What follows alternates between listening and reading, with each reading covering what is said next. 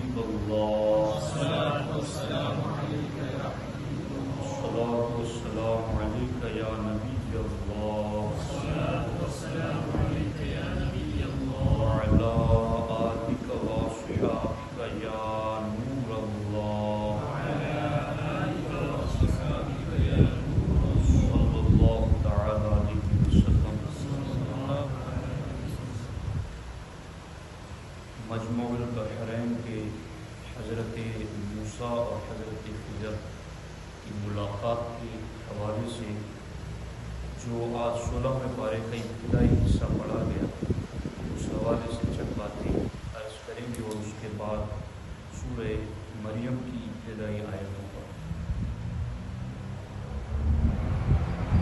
روایتوں میں ہے کہ فرعون اپنے لشکر کے ساتھ جب سمندر میں ڈبا دیا گیا تو حضرت موسیٰ علیہ السلام کو اس کے بعد مصر میں قرار نصیب ہوا، اور ایک دن حضرت موسیٰ علیہ السلام نے اللہ سے کلام کیا تو کلام کچھ اس طرح ہوا۔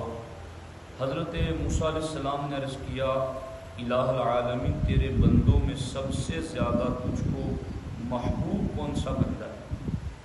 اللہ تعالیٰ نے فرمایا، جو میرا ذکر کرتا ہے اور مجھے بھولتا نہیں، بندوں میں وہ مجھے زیادہ محبوب ہے۔ حضرت موسیٰ علیہ السلام نے عرض کیا، سب سے بہتر فیصلہ کرنے والا کون ہے؟ اللہ تعالیٰ نے فرمایا، جو حق کے ساتھ فیصلہ کرے اور کبھی بھی خواہش انسانی کی پیروی نہ کرے، وہ سب سے بہتر فیصلہ کرنے والا ہے۔ اب آپ دیکھتے ہیں کہ فیصلہ کرنے میں بالعموم آج کل طبیعتوں کی پیروی کی جاتی ہے، حق کی پیروی نہیں ہوتی ہے۔ تو سب سے بہتر فیصلہ کرنے والا وہی ہے جو خواہشات نفس کی پیروی نہ کرے بلکہ حق کی پیروی کرے۔ حضرت موسیٰ علیہ السلام نے عرض کیا، یا اللہ تیرے بندوں میں سب سے زیادہ علم والا کون ہے؟ اللہ تعالیٰ نے فرمایا، جو ہمیشہ اپنے علم کے ساتھ دوسروں سے علم سیکھتا رہے، یعنی یوں نہیں کہ ہم چوں دیگرے نیست، یا میں جیسا ہوں ویسا تو کوئی ہے ہی نہیں، بلکہ وہ ہمیشہ دوسروں سے علم سیکھتا رہے۔ ہمارے امام اعظم سے بھی کسی نے پوچھا تھا کہ حضور آپ اتنے بڑے عالم کیسے بن گئے؟ کہا دو باتوں کی وجہ سے۔ پہلی بات تو یہ کہ میں نے جتنا سیکھا تھا سکھانے میں بخل نہیں کیا، اور جو نہیں آتا تھا پوچھنے میں شرم محسوس نہیں۔ ان دو باتوں نے مجھے قوم کا امام بنا دیا۔ تو اب یہ چیز ہے نا، اہل علم کو، یہ آپ کے لیے نہیں، یہ اہل علم کے لیے کہ جو علم والے ہیں ان کو اس بات کی طرف توجہ دینی چاہیے۔ چونکہ میں اس راہ کا خود مسافر ہوں، اگرچہ میں کوئی عالم تو نہیں، لیکن جو کچھ بھی علم کی راہ میں مجھے حاصل ہیں، تو اس سے میں نے اس چیز کو سمجھا ہے کہ علم کے ساتھ ساتھ دو چیزیں سب سے زیادہ چلتی ہیں، ایک تو تکبر اور دوسری چیز حسد۔ یہ دو چیزیں علم کے ساتھ زیادہ چلتی ہیں۔ تو علم والوں کو جہاں اس چیز سے نصیحت پکڑنے کی ضرورت ہے کہ ہمیشہ اپنے علم کے ساتھ دوسروں سے علم سیکھتا رہے، وہیں پر علم والوں کے لیے یہ بھی نصیحت ہے کہ کہیں اس میں کوئی تکبر تو نہیں آ گیا، کہیں اس میں کوئی حسد تو نہیں آ گیا، چونکہ شیطان کے وار ہر ایک پر جدا جدا ہوتے ہیں۔ شیطان مولانا سے یہ نہیں کہتا کہ تو تقریر نہ کرنا، بلکہ اس کو یہ کہتا ہے تیری تو بڑی واہ واہ ہو رہی ہے، تیری تو تقریر بہت اچھی ہو رہی ہے۔ شیطان نعت خواں کو یہ نہیں کہتا کہ تو نعت نہ پڑھنا، بلکہ نعت خواں کو، مقرر کو، اچھے قاری کو، ان کو شیطان ریاکاری میں لگا دیتا ہے۔ ہر ایک کے اوپر شیطان کے جدا جدا حملے۔ تو اہل علم کو ہمیشہ اپنے علم کے ساتھ دوسروں سے علم سیکھتے رہنا چاہیے، تاکہ اس طرح اسے کوئی ایسی بات مل جائے جو اسے ہدایت کی طرف رہنمائی کرے یا اس کو ہلاکت سے بچا لے۔ تو پرانے جو بزرگان دین ہوتے تھے تو وہ دارالعلوم میں باضابطہ جیسے کورس 7-10 سال کا وہ نہیں کرتے تھے، لیکن وہ 20-20 سال تک اپنے شیخ کی صحبت میں رہتے تھے، تو وہ ان سے سیکھا کرتے تھے۔ آپ کو اگر اللہ توفیق دے تو ہشت بہشت کتابیں جو ملفوظات خواجگان چشت ہیں تو اس کو پڑھیے آپ، اس میں تمام خواجگان چشت حضرت سرکار خواجہ معین الدین چشتی سے لے کر خواجہ بختیار کاکی سے لے کر ان کے بعد والے جو سرکار خواجہ نظام الدین اولیاء ہو، حضرت بابا فرید الدین مسعود جو شکر ہو، ان تمام کے ملفوظات ہیں، اور وہ سارے ملفوظات وہی ہیں کہ ہم غریب نواز کی صحبت میں بیٹھے تو حضرت نے کیا سکھایا، خواجہ قطب کی صحبت میں بیٹھے انہوں نے کیا سکھایا، خواجہ نظام الدین اولیاء کی صحبت میں بیٹھے انہوں نے کیا سکھایا۔ تو صحبتیں رنگ رکھتی ہیں اور اہل علم کو اس سے نصیحت حاصل کرنی چاہیے۔ حضرت موسیٰ علیہ السلام نے کہا کہ اے اللہ، اگر تیرے بندوں میں کوئی مجھ سے زیادہ علم والا ہے تو مجھے اس کا پتہ بتا دے۔ اللہ، یہ کلیم ہے، اللہ سے کلام کرتے ہے نا۔ کوئی کہتا ہے میری پرائم منسٹر سے بات ہے، میری وزیر اعظم سے بات ہے، یہ وہ ہے جن کی خدا سے بات ہے۔ وَكَلَّمَ اللَّهُ مُوسَىٰ تَكْلِيمًا، خدا سے بات ہے، ڈائریکٹ رب سے کلام۔ مگر پھر بھی اللہ سے کہا یا اللہ، کوئی مجھ سے زیادہ علم والا ہے تو مجھے اس کا پتہ بتا دے۔ اللہ تعالیٰ نے فرمایا خضر تم سے زیادہ علم والا ہے جی۔ پتہ تو پوچھا، پتہ مل گیا تو پھر یہ نہیں کہا کہ مجھ سے زیادہ کوئی علم والا کیسے ہو سکتا ہے، بلکہ پھر حضرت موسیٰ نے کہا یا اللہ، اگر مجھ سے زیادہ علم ہے تو میں انہیں تلاش کہاں کروں، مجھے پتہ بتا دے، میں ان کے ساتھ رہوں اور میں وہ علم سیکھوں۔ یہ اہل علم کا وتیرہ ہونا چاہیے کہ جہاں کہیں اپنے سے زیادہ علم والا ملے اس سے استفادہ کرے، فائدہ حاصل کرے۔ اللہ مجھے بھی ایسی توفیق دے۔ حضرت موسیٰ علیہ السلام نے کہا میں انہیں کہاں تلاش کروں؟ اللہ تعالیٰ نے فرمایا ساحل سمندر پر چٹان کے پاس۔ حضرت موسیٰ نے کہا یا اللہ، میں وہاں کیسے اور کس طرح پہنچوں؟ اللہ تعالیٰ نے فرمایا تم ایک ٹوکری میں مچھلی لے کر سفر کرو، جہاں وہ مچھلی گم ہو جائے وہیں خضر سے ملاقات۔ اللہ اکبر، اللہ اکبر، اللہ اکبر۔ اب چل پڑے۔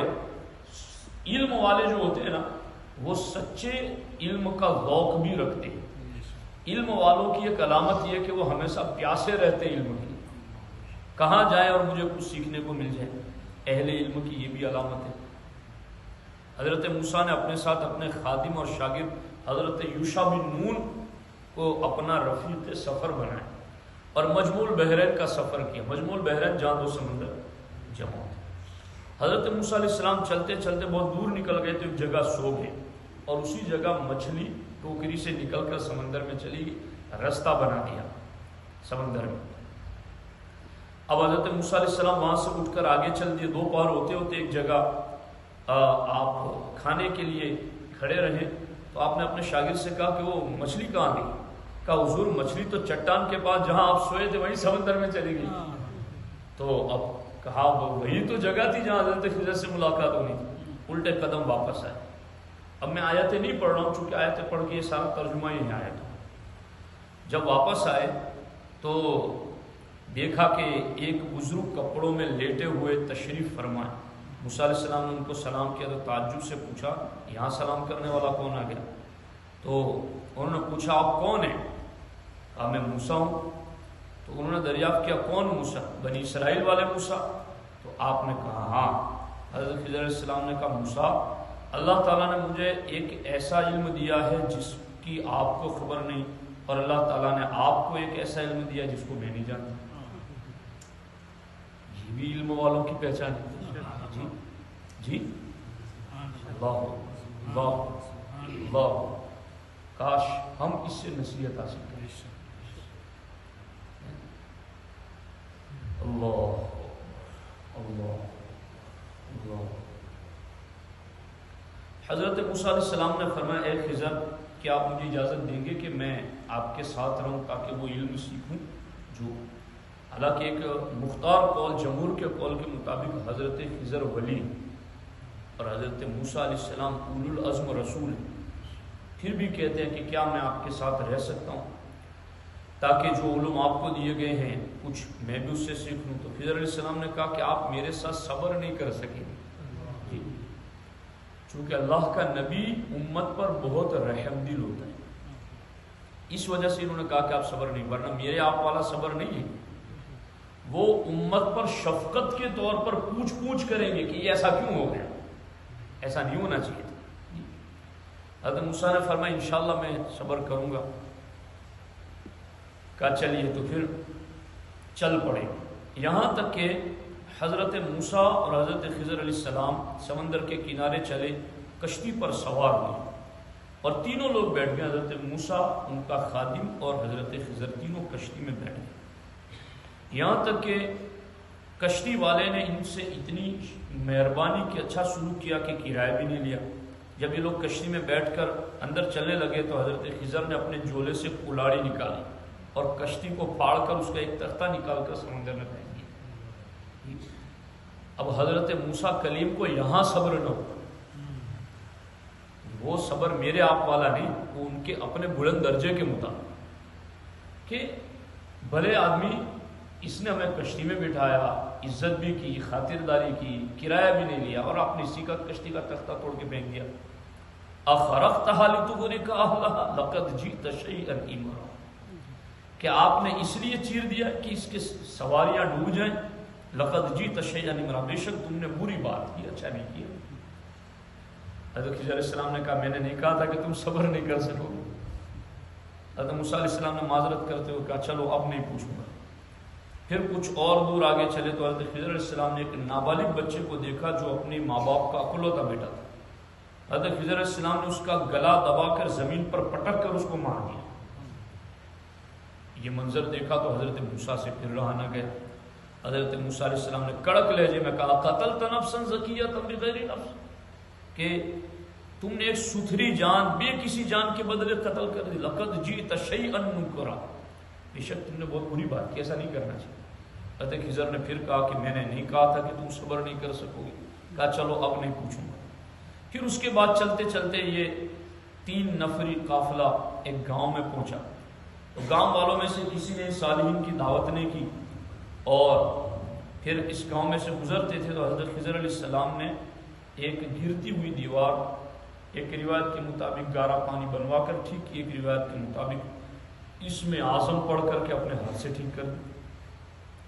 موسیٰ علیہ السلام کو گاؤں والوں کی بد اخلاقی سے بیزار تھے کہ انہوں نے کوئی عزت نہیں کہ آپ سے برداشت نہ، آپ نے کہا لو شئت لاتخذت علیہ اجرا، اے خضر تم نے دیوار ٹھیک کی، اگر تم چاہتے تو اس پر کچھ مزدوری بھی تو لے سکتے تھے، کچھ اپنی محنتانہ بھی تو لے سکتے تھے، کچھ بھی لیا نہیں اور ان کی دیوار آپ نے ٹھیک کر دی۔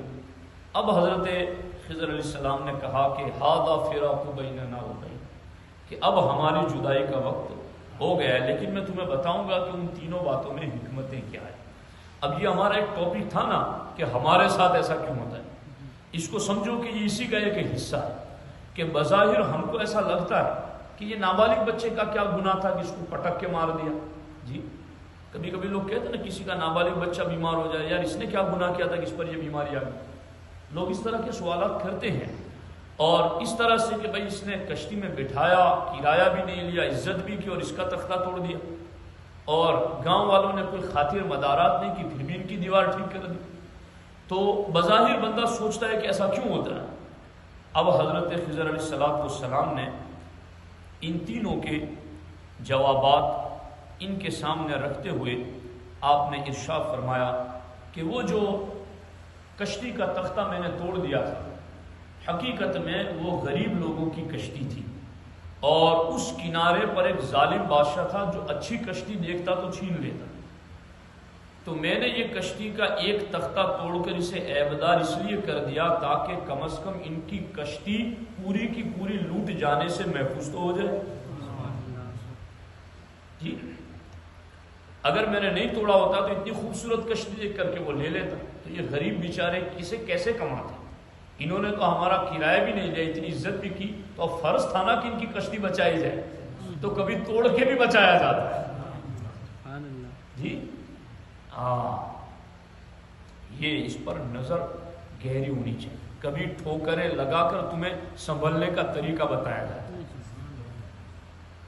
کبھی تمہیں گرا کر کے اٹھانے کا سلیقہ سکھایا جائے، تو ان چیزوں پر نظر ہونی چاہیے۔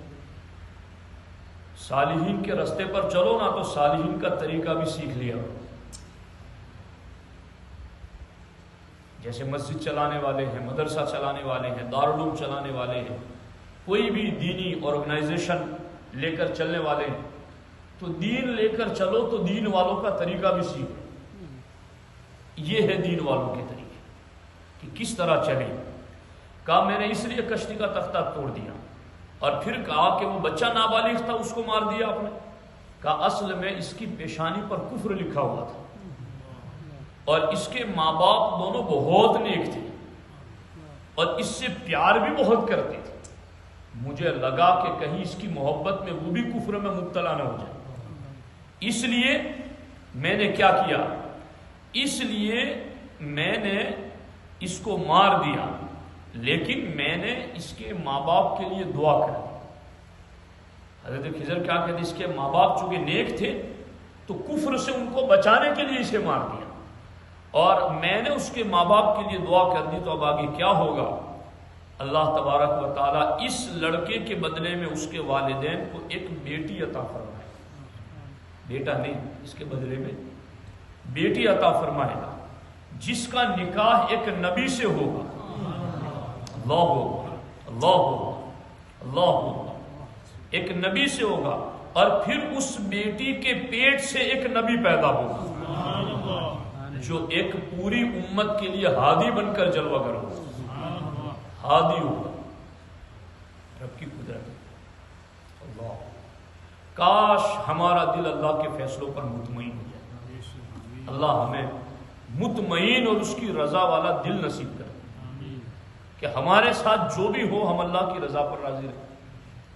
اور میری بہت مختصر زندگی ہے اور بڑی پرپیچ وادیوں سے میں گزر چکا ہوں. بڑے اتار چڑھاؤ نشیب و فراز سے میں ہو کے آیا ہوں.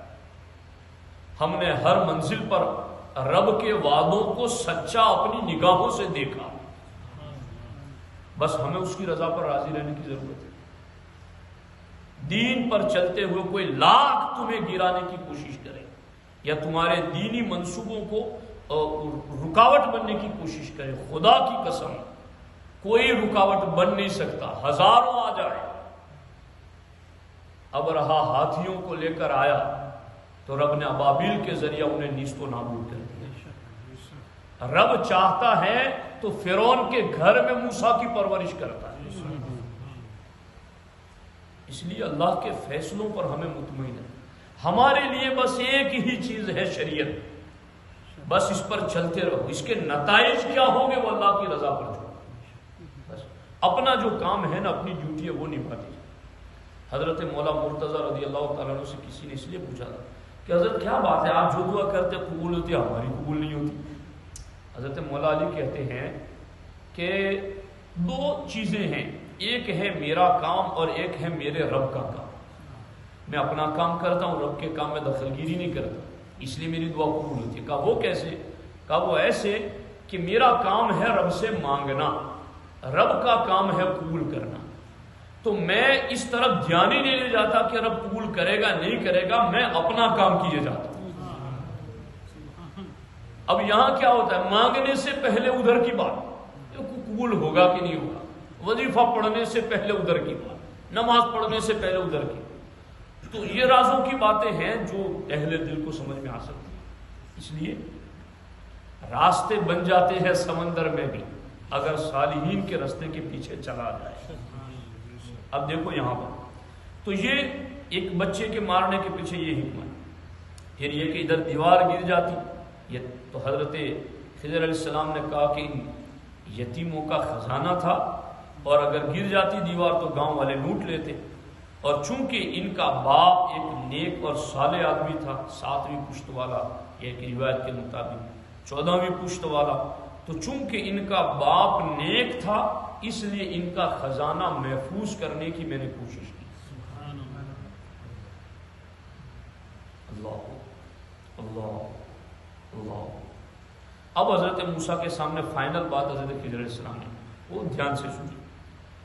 اے موسیٰ کلیم، آپ یقین و اطمینان رکھیں کہ میں نے جو کچھ بھی کیا ہے، خضر علیہ السلام کہہ رہے ہیں کہ میں نے جو کچھ بھی کیا ہے اپنی طرف سے نہیں کیا ہے، بلکہ میں نے یہ سب کچھ اللہ کے حکم سے کیا ہے.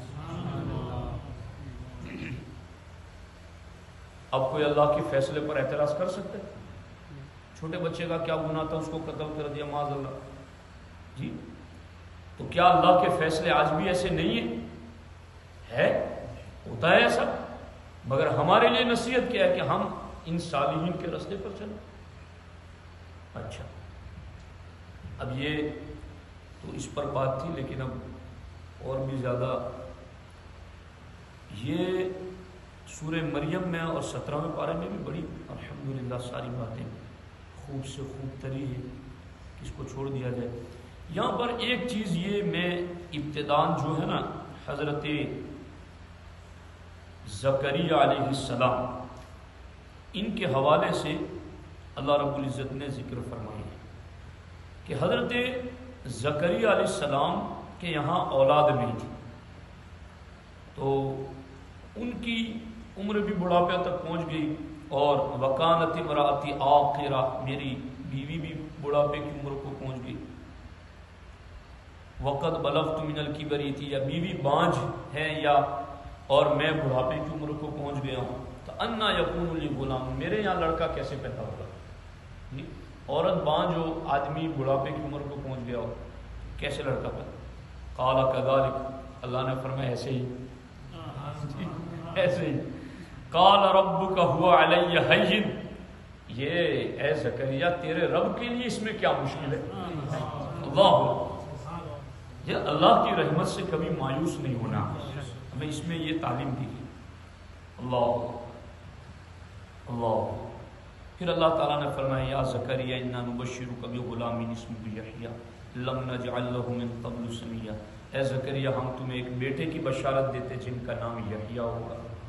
یہ بات جو حضرت زکریا علیہ السلام سے ہوئی نا، اسی قسم کی بات حضرت ابراہیم علیہ السلام سے بھی ہوئی کہ ان کے یہاں بھی جو حضرت سارہ کے یہاں بچہ پیدا ہوا حضرت اسحاق علیہ السلام، اس وقت حضرت سارہ کے بارے میں بھی حضرت سارہ نے بھی یہ کہا کہ اب یہ فرشتے بشارت دینے آئے، میری تو عمر بھی بڑھاپے کی ہو گئی، آپ بھی، تو اب یہ بچہ کیسے پیدا ہوگا؟ تو اس وقت اللہ تعالیٰ نے یہی ارشاد فرمایا تھا کہ اللہ کے لیے کوئی چیز مشکل نہیں، اور اللہ تعالیٰ نے ان کے یہاں بھی بڑھاپے کی عمر میں بیٹا عطا فرمایا۔